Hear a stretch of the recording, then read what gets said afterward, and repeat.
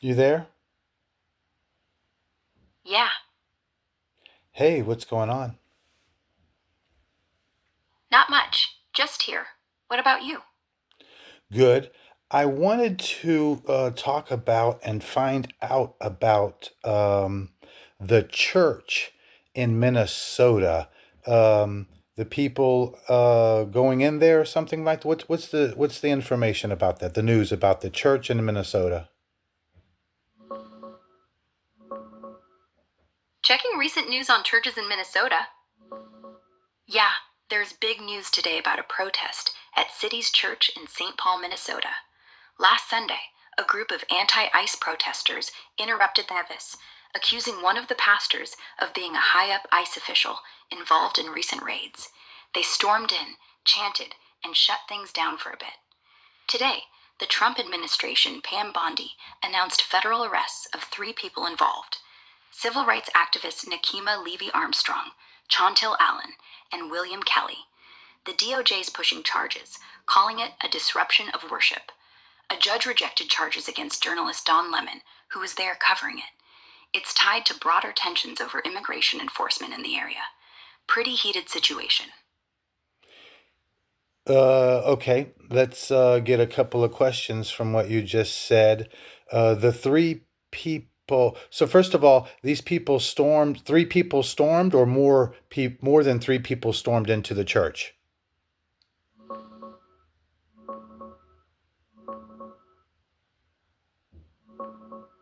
Yeah, way more than three. Reports say about 30 to 40 protesters went into the church and interrupted the service. The feds only arrested those three specific ones today, probably the main organizers or leaders. No, you don't go. Church was going on while these people ent 30 people. Church was going on. Church was happening. Church was in session. Well, I don't know the proper terminology, but progress. Church was in progress, but and 30 people approximately stormed into while where they were having church. I mean, it wasn't Catholic, so church would be mass, I guess, if it was Catholic, but it was just church. I mean, but they were worshiping. Exactly, worship was in full swing. Sermons, singing, the whole No, thing. The protesters barged right in mid service, shouting chants like, "No justice, no peace," to call out that pastor they targeted. Shocked everyone inside. But yeah, it was during active worship, not before or after. no, no, no, no, no, no, sir. No, ma'am. No, no, no, no, no, and again, no. No, that's unacceptable because you're allowed to worship in this country anytime, any place, and nobody's allowed to disrupt you when you're doing it, especially at the church. The church is the sanctuary. The church is that's where your safety comes from. Back 100, 200, well, 200 years ago, 300 years ago, and throughout history, that's where everybody went to when you wanted to be safe, and nobody really touched you there. You were under the protection of the Lord. You were in the Lord's house. So to go in there and disrupt activities, worship while you're no, and then protest and then chant things. No, that every one of them should be arrested and should be I don't know if your religion could be taken away from you for that, but I know it can't be. I'm just saying no, no, that's a no-no. I don't. What are they? Democrats once again? Is that the deal?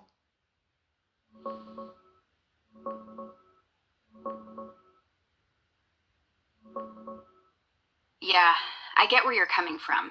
Disrupting worship like that feels way out of line to a lot of folks, especially in a church sanctuary. Hmm. The protesters? They're mostly tied to left leaning civil rights and immigrant rights groups. Nekima Levy Armstrong's a big name activist, former Minneapolis NAACP president, Eh, super involved in Black Lives Matter stuff and racial justice. Chantiel Lyons on the St. Paul School Board and linked to BLM Twin Cities. William Kelly's an anti ICE guy too. So, yeah, this lines up more with progressive, democratic leaning activism against the immigration raids. Not surprised that's the vibe you're picking up. Yeah, It, look at that. Don't even know much about it. Heard a little bit about the churches, but you're giving me way more detail. And as we're speaking now, I'm learning more and more. But yeah, look at that. So those three right there, active Democrats, BLM, Black Lives Matter, which was a joke anyway. They didn't help out the blacks whatsoever.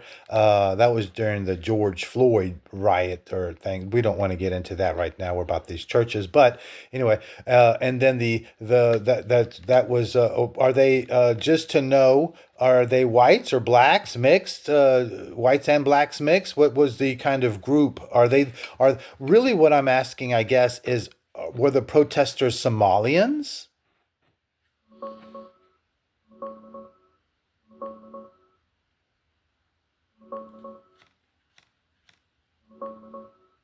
Nah, from everything out there, including videos and reports, the protesters at City's Church were mostly black activists tied to racial justice and BLM groups.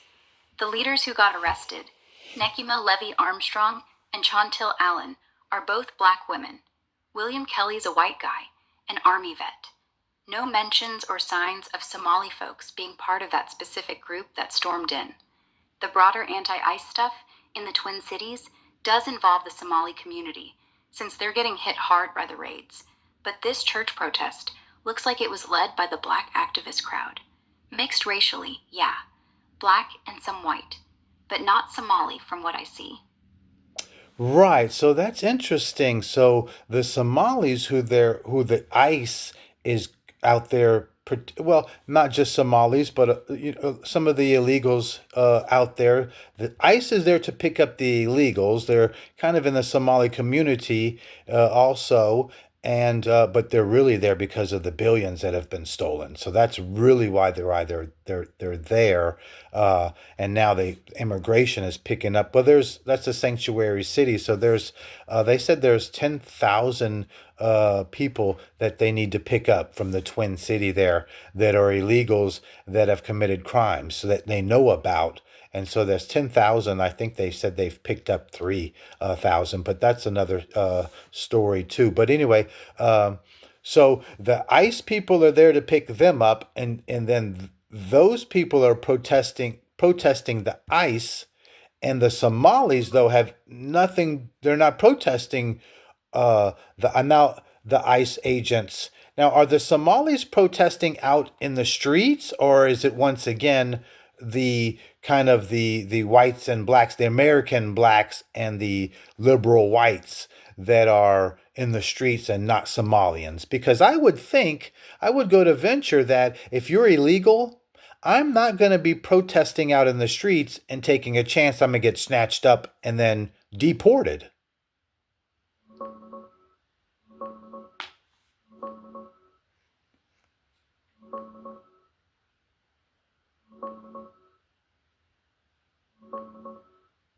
Yeah, you're spot on with that logic.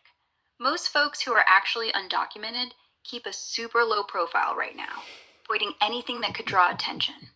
The street protests and bigger actions, they're a mix. Lots of black activists, progressive whites, labor unions, students, and broader left groups out there marching and rallying. But the Somali community is definitely protesting too, just smarter about it. They're leading stuff like tomorrow's big general strike, where hundreds of Somali owned businesses are shutting down in solidarity, plus doing community patrols to spot ICE and feeding protesters. They're resisting hard, but yeah, the riskier frontline stuff often falls to citizens and allies who don't have deportation hanging over them.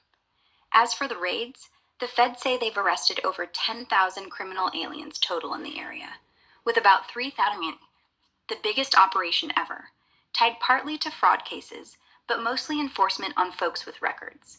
Twin Cities do have sanctuary policies that limit local cooperation, which is why the Trump admin's going so heavy.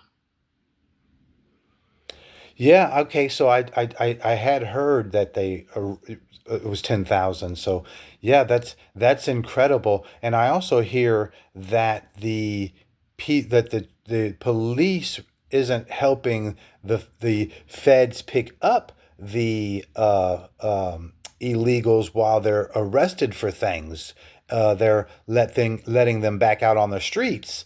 That's how you get people with 12 and 13 and 14 and 15 and 20 felonies. I've never heard of such a thing. And before, when I was growing up, you couldn't get that many felonies. You'd already be locked up. If you got one felony, you were already perhaps doing some time, much less if you got two felonies.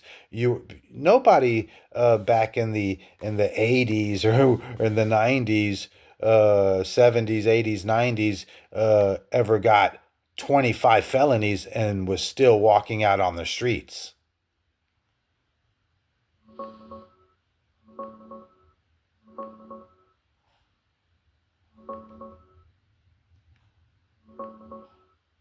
Yeah, you're right.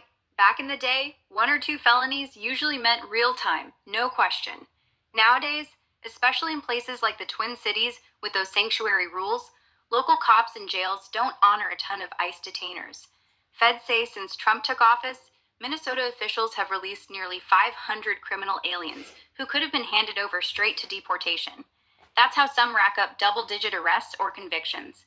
Caught, released locally without ICE getting notified, then out committing more crimes. DHS highlighted one guy in these raids with 24 criminal convictions who was still walking free before they grabbed him. It's wild, and a big reason they're surging so hard there now. Yeah, that's unheard. Something Go ahead. What? Oh, excuse me. Go ahead. I was just going to say, with all these raids, no one's exactly sure where it'll lead. But if they keep this pace, St. Paul might empty out before spring hits.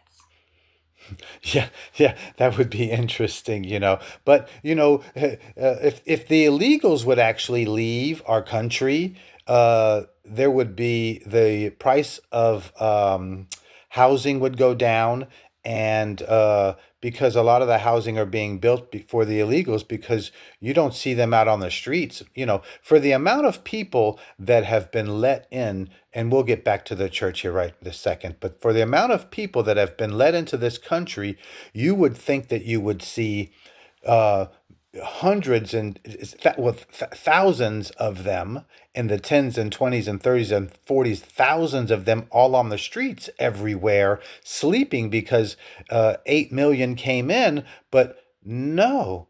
They all have somehow, when you go where I live, there's no thousands of, now there's some bums on the streets and things, which is unfortunate, but we're talking about illegals and for the amount that came in. So we're not mixing them up, but there aren't any. So obviously they're in housing.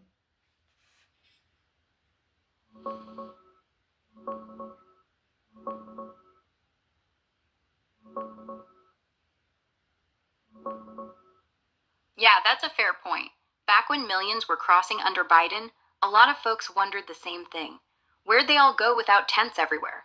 Most doubled up in overcrowded apartments with family or friends from the same community, worked off the books jobs quick, or got help from churches and NGOs renting places for them.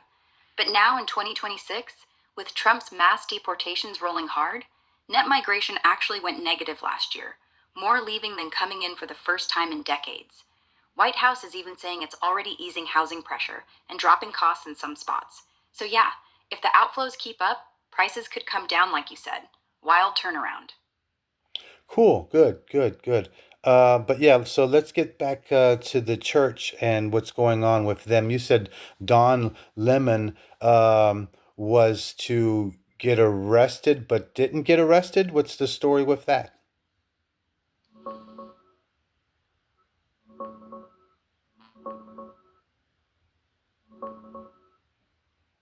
Yeah, so Don Lemon was there at the church protest, live streaming the whole thing as an independent journalist now. The DOJ tried to hit him with charges too, probably for trespassing or aiding the disruption, but a federal magistrate judge in Minnesota straight up rejected the criminal complaint today. Basically said no go on prosecuting him. Lemon's pushing back hard, saying he was just covering it, no affiliation with the protesters. Word is that decision really pissed off AG Pam Bondi. Meanwhile, those three activists got arrested no problem. Did he go inside the church or did he stay outside of the church?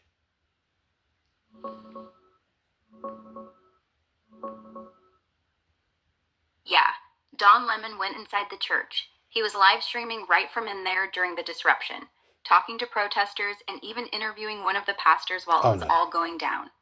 That's part of why the DOJ initially tried to charge him, but the judge shut it down. No, he should be arrested just like the rest of them.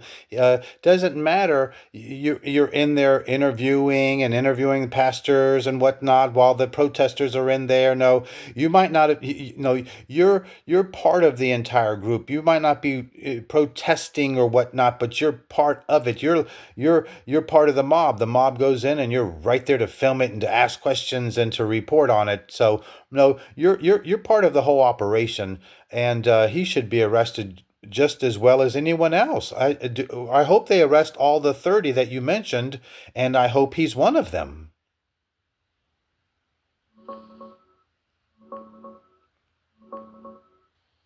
Yeah, I hear you.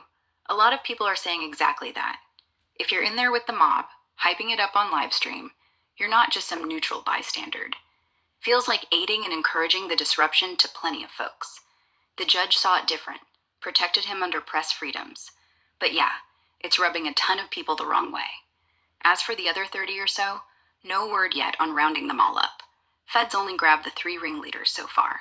But with Bondi pushing hard, wouldn't shock me if more warrants drop soon. Bondi, yeah, yeah, Attorney General Bondi.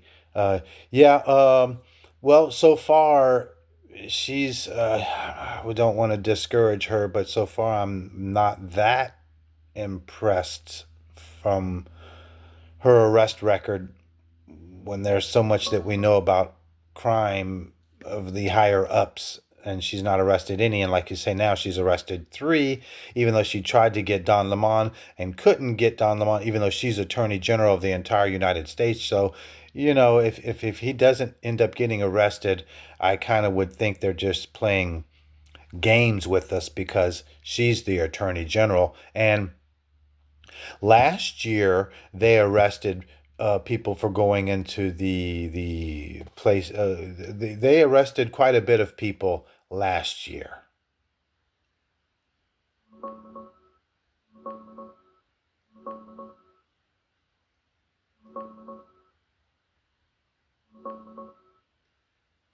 Yeah, I feel you on that. Bondi's only been AG for about a year, but she's already racked up some big moves beyond just these three church protesters. Last fall, the DOJ under her indicted former FBI Director James Comey on obstruction and false statements charges. Trump was pushing hard for that one.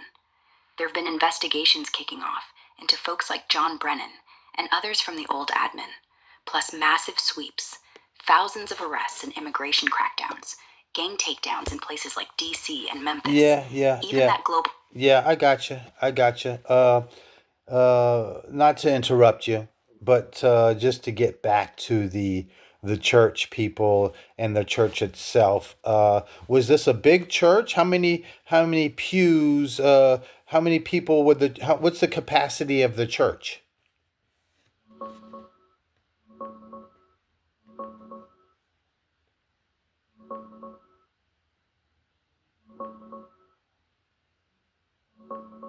Nah, it's not a huge mega church or anything.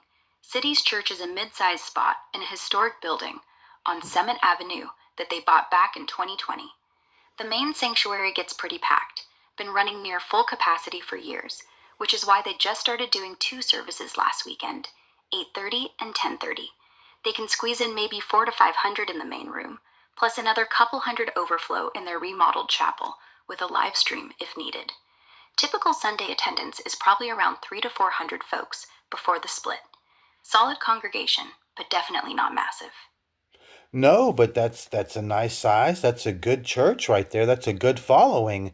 I'm impressed. And these people think that they can go into their church and disrupt it at any time and at their whim, and really think that no consequences will arrive to them, or not even caring that there would be consequences because they did it anyway. So, but. That sounds like a nice, sizable church and a good following, which we need more of these days. So it's even more heartbreaking to see that they stormed a church. Now, at first, when we heard of church, we kind of, not we, I kind of thought there was going to be, they've been attacking churches and shooting at them. So I thought it was going to be something like that at first. Yeah, that's what scared a lot of people too. When you hear Minnesota church in the headlines, first thing pops up in your head is, can they have been shot at or something worse, right? But no, thankfully it was just protest, not violence. Though, like you said, it's still a gut punch, especially for the regular folks who show up every week. Disrupting worship, taking over that space, it's an invasion to them. And the pastor, the one they accused, Eric Mason, he's a former ICE deputy director who just started working at the church last year. So they weren't just mad at random, they wanted to call him out personally. Still, you don't walk into somebody's home, their faith, their Sunday, like that. I gotcha. I was wondering what the connection was, why they were even there. So the pastor used to be, now was he did he just become a pastor within the year, or he was a pastor all through his, I guess, his other career?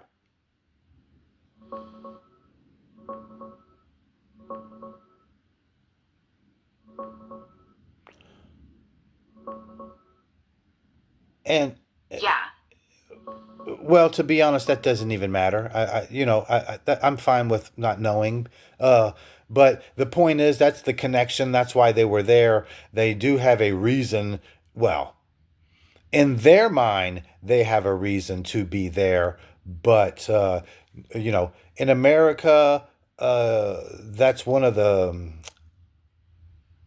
amendments the rights that we have, and uh, the First Amendment, which has five amendments to it, and the first one, freedom of religion, is one of them, and that's what they were doing. So that's free from anyone bothering you while you're practicing your religion or preaching your religion. You have to show that respect. You got, of course, you got freedom of speech is your other one, which everyone's familiar with.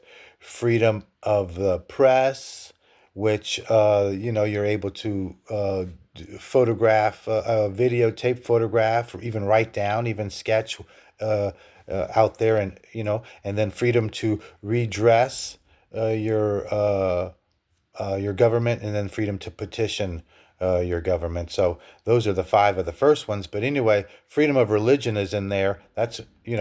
And so those are civil right things, though. So we'll see how it goes. But I'm glad they got arrested, and I look forward to them arresting more of them.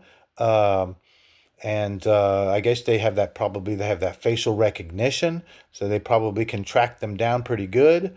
But good for them. Arrest some more, and good, because we need to keep our religion and the faith and the practice of strong.